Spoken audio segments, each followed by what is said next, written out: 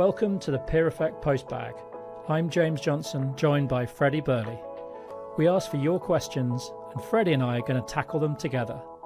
These aren't theoretical case studies, it's the stuff keeping you up at 2 a.m. Let's get answering. Welcome to Peer Effect Postbag. This is where we answer founders' questions. I'm James Johnson. And I'm Freddie Birley. So, Freddie, what have you been up to this week? I went to Edinburgh this weekend, which Lovely. Was actually so fun. One of my really good friends writes musical theatre, and so she's spending 3 months up there. And it was just magic to hang out and eat all the food and explore the city. Fried Mars bars? We actually didn't, sadly. I was really hoping to lean into like a late night Mars bar, chippy situation. Apparently, like, I'm not a big fan of like curry sauce with chips, but apparently that's like a go-to there. So I went to uni in Edinburgh. There was a great pizza. My record is there was a pizza place called Pete's Paradise at the top of an old town. Okay. And you walk down into Newtown, there was another one just at the bottom. Oh, nice. So I did one night, managed to have a whole pizza on the walk down from the top one, and then had another one at the chaser meal chaser halfway pizza. down. Perfect. Absolutely perfect. We didn't quite get to that. I've been really sick. And so I kind of hit a wall, and I was like, after like the bar and then dinner and drinks, I was like, I need to go home now. Suddenly it was like a now thing. So I'll have to save the deep fried Mars bar and the chippy marathon for another trip. It's such a beautiful city there, isn't it? Yeah, it's stunning. It's very calm. It's got a really chilled vibe, but still feels really beautiful, and there's lots of kind of artisanal, crafty restaurants and shops, and yeah, I found it magical.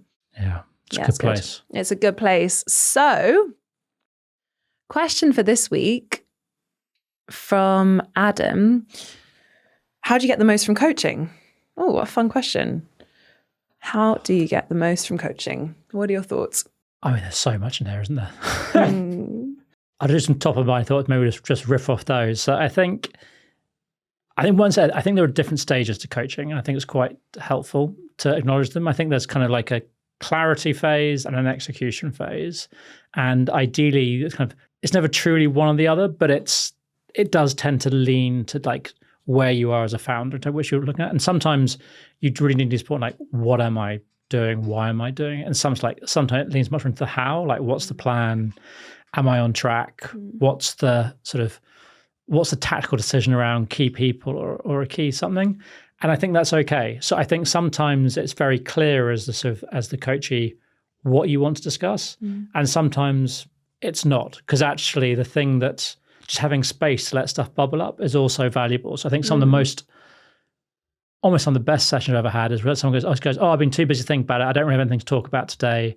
Maybe we can just skip this one. And actually, like when you give someone that space, actually there really is something that comes up that's really cool. So I think it's a balance of like those things. And that also means that sometimes coming prepared going, I want to talk about this is helpful. And sometimes just going, I am really busy. I haven't had time to think. Can I just use this time to download and see what I'm actually feeling? Yes. Is helpful. I do think there's taking responsibility as the person being coached to actually do stuff between sessions. And that's not really homework. I don't really like, oh, I'll set you something to read. I think sessions done well, stuff comes up you're going to work on or think about, but it is actually taking time to reflect, taking time to execute, taking time to maybe experiment in between sessions, and taking ownership of that as the client. Because I have seen sometimes coaching used as a form of procrastination. It's like, oh, well, when I've really understood it, then I'll do it. It's like, that's not kind of how it works. Like there is some, yes, this is meant to be facilitating you to do and therefore to achieve a goal. So I think being quite clear between both of you and your coach, what the big goal is, what you're working towards is helpful to make sure that you can sort of go a bit off track session by session, but you're still overall trending towards where you want to get to. Yes. I think being very honest with your coach and not trying to present, like your coach should be the one person in the world that you can truly be open with, because there's no power dynamic going on. Like it's different for your team, it's different for your business partner, potentially even different at home. Yeah. Like your coach has no real axe to grind on this, and therefore if you're not going to be 100% open, almost why why try it? Yeah. Your coach doesn't care about your your public persona. We get to see the difference between like the LinkedIn version of you and the real version. And actually, the real version is much more fun. Totally.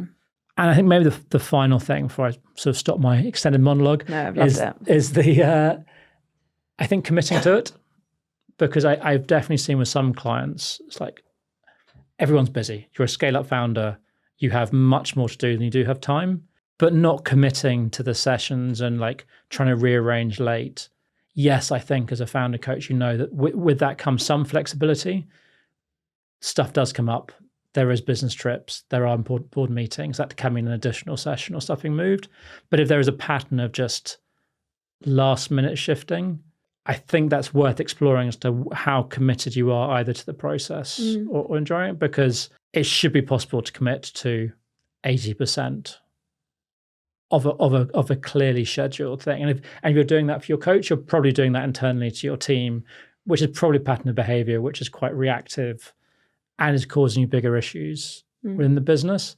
So I think it can flush out. I'm just being willing to hear that from your coach and go, okay, I'm experiencing this as your coach. I suspect if I'm experiencing it, the people in the email, this could be the consequence of it. Because I think as someone's coach, you have a real, as you build a relationship, ability to call them on stuff that probably no one else would. And that's almost one of your goals as a coach, to build that relationship where you truly can almost cash in those chips occasionally and go, can I have an uncomfortable conversation with you for your benefit? Oh, there's so much in there. It's interesting because a lot of what you've said, I think reflects also my own personal experience of what I think is helpful in my coaching sessions with my coach and also with my clients.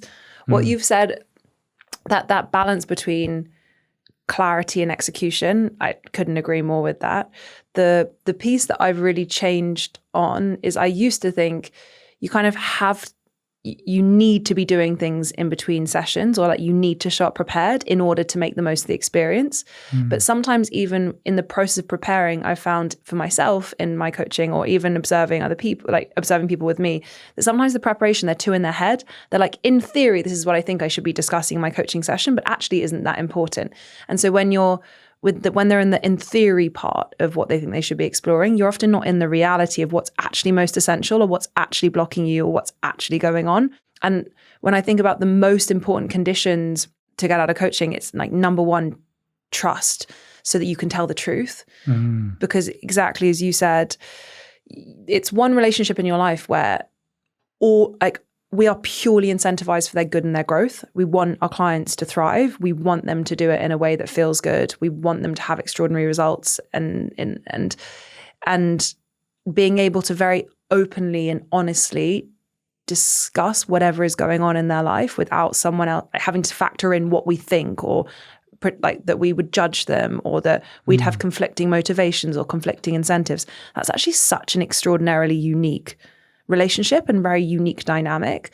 So if you're missing out on such a huge opportunity if you don't trust the coach enough to tell them the full truth, as it's almost like unique to anything else in the world. So I'd say like fundamental two conditions are like real sense of deep trust. And the second part I think is excitement. As you're kind of meeting different coaches, or just if once you've decided to commit to someone, I think you've got to feel excited about that process and excited about seeing them. And it's like a conversation that gives you energy and you come away feeling energized, because I think coaching is often like support and challenge. And sometimes for your growth and your good, your coach is going to need to mirror things that feel kind of spicy at you, and you need to be able to receive those in a way. But I think if you're excited by the sessions and you're excited by the growth and you're excited by the process, you're going to be so much more receptive to those spicier challenges than if you're not as bought in. And I think also energy is a good signal of alignment and resonance. And so if you're excited, I generally think not like crazy elated, like fangirling, but like the excited, like you're committed, you really want to be like a partner with this person in the process, then I think you're going to grow a lot more. I think that works for the coach as well. I think if you can get a sense as with certain clients, you feel like a real energy, that real excitement, that kind of, and that alignment probably does lead to better work, leads probably to like more time thinking between sessions. Because as a coach, it's not just about the session. You are also reflecting during the week. You 100%. Are also thinking about it. You're also preparing for stuff. You also see stuff. Oh, I should speak to sort of X about this. And so I do think that that energy is you can feel energy. I think that's really nice. And I think maybe also there's a results part. I think that you should feel like there is a result to this. Like clarity, like where you're trying to get to.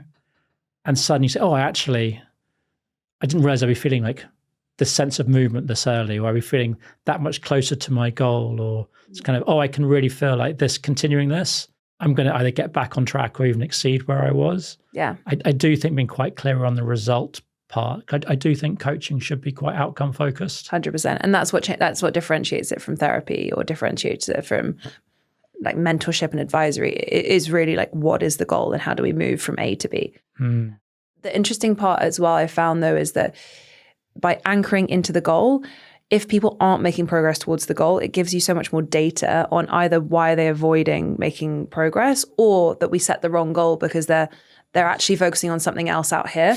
And so it's and then you just get to change, you shift the post. You're like, oh, okay, if what we thought was the goal isn't the goal, let's make the goal, the actual goal, the goal, and then move towards that. So I think also just by setting it and speaking it, it gives you the clarity and it gives you the data of whether it's right or not. Yeah, I think that's a really nice point, because even invalidating the original goal or changing it has value. Exactly.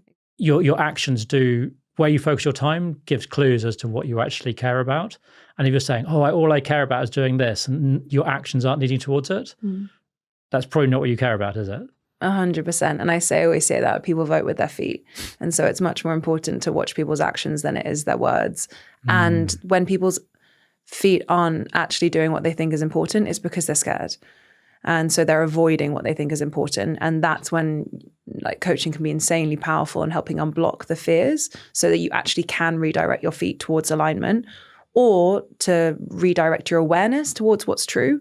Because if you are actually voting with your feet and you are on the right path, but you keep talking about all these other things that are important, you're doing yourself a disservice, because it's basically like saying all the stuff I do isn't important and there are all these other more important things out there that I don't have a desire to do, but I'm going to still talk about it. So I think it's also just about like, how do we create more congruence? Coaching is like, how do we get you on the right path? Or if you're on the right path, how do you like really appreciate the path? And both of those are really important. It's like a shift in perspective, or it's a shift in action, and generally, normally both. Yeah, because I think maybe if people struggle to be pinned down to a goal, there's something else going on. I've experienced with some clients where you start thinking, oh, this is what I want to focus on. And then you start moving towards it. Oh, it's actually this. No, it's actually this. There's something deeper going on in terms of not wanting to be sometimes not wanting to be a founder, or there's, I don't know, it just often what people come to, they're searching for something that actually they may be down a path they don't want, and that's fine. I think it's good to uncover that, to go, what is the path that gives you both financial but also personal joy? Because often it's kind of says, oh, well, you're a business coach, which focuses on a business objective. But if your business and personal objectives are not aligned, either you probably won't achieve it, or you're going to get this increased sense of dissonance, and there is going to be like a personal cost to that journey. Especially in entrepreneurship, there are other jobs that are much more separate from you and they don't require as much of you. But I often think like entrepreneurship is the greatest vehicle for your growth. Most entrepreneurs are constantly operating at their discomfort zone. They're constantly stretching themselves. And so in that transition, you're always going to be at the edge of your like insecurities, of your greatest gifts, of your skills. And so that if there's a dissonance between what you're building and who you are as a human being, that's going to be so much heavier to carry because it requires so much of you. If there's a dissonance between the work you do and who you are, but you have very clear boundaries and you work like a 9 to 5 and you're like, my work is my work and it provides for my outside of work, which gives me fulfillment. But entrepreneurship is often so much more blurry, and it's not as, you can't predict and you can't be like, I'm only going to work for these hours, because you don't actually know when you're necessarily going to be needed. And so I think that like alignment is even more essential in entrepreneurship because it just requires so much of you. It's almost hard to like distill it into sort of one takeaway. Yeah, it really is. I wonder whether it doesn't have to be, I think just acknowledging maybe that there is a two-way responsibility on coaching. So it's a coach's responsibility to sort of show up, ask the right questions, sort of enable that growth, but there is a responsibility on the coachee as well, like in coach selection, in commitment to the process, in doing the work.